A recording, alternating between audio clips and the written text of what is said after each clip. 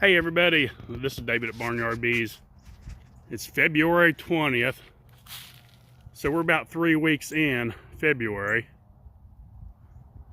and the blooms are just starting to open up.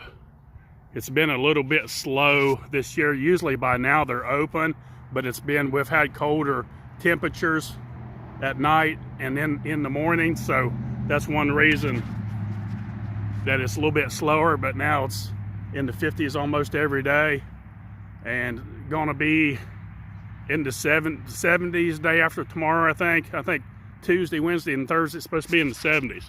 So these things will definitely be open by then.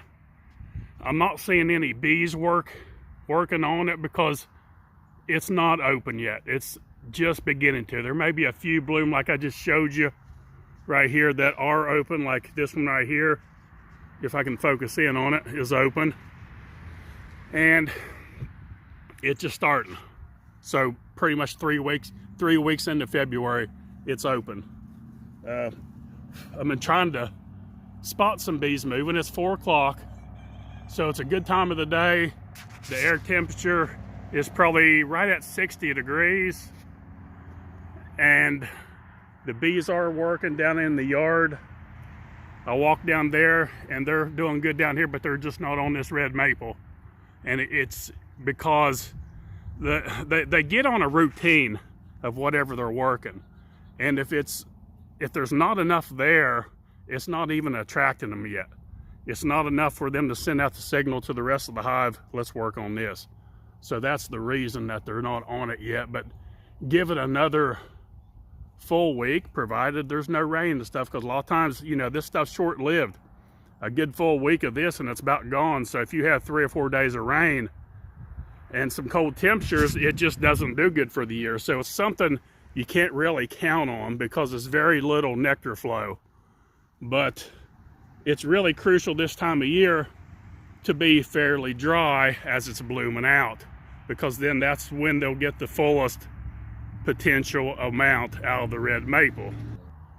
There's a lot of things blooming in the yard now. There's a lot of dandelions, the hembut, and the bees are starting. The nectar flow, I guess you could say, is barely getting started. I got some feeders down there that I'm feeding some old honey that had crystallized, that I no longer need. It was a whole 5-gallon bucket that I'd harvest, and I got way too much anyway, so I'm feeding back the bees my honey, my older honey that's it crystallized. I don't really want to fool with it, so I'm just feeding it back to the bees, and they'll do fine with that. And I've noticed that usually when the nectar flow starts, it's like perfect timing, because they know when to change from your pollen feeders to your sugar water feeders or whatever it is you're feeding them. So if you're in the North Georgia area or east or west of us, if zone 7, look around, see if there's anything blooming in your yard, report back in the comments. We do this every year. It's a good start for people that wants to transition back to feeding sugar water. It's a good time. It's the best time, and to go by it is when they start bringing their natural nectar in. You can supplement, start feeding 2-to-1 sugar water back to them. And the reason we offer it is because the flow is so small, it's not enough to sustain the bees. But by you feeding them, it boosts their numbers up quite a bit. But be careful when you start feeding. Don't stop, keep going, because if you increase the population, then you stop feeding, then you could starve your bees out if they don't have enough supplies. So be careful with that. That's why I recommend hive top feeders, because they can feed rain or shine.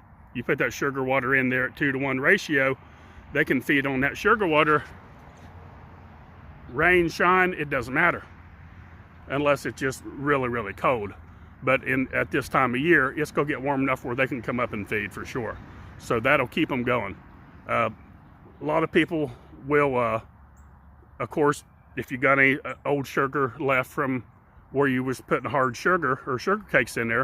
A lot of people will remove that hard sugar now, and you can reuse it, melt it down, and feed it back to them in a liquid form. A lot of people do that. So just a little thing I want to throw out there. It's a Sunday, February 20th, about 4 o'clock. It's right at 60 degrees. Really nice outside. Really nice day.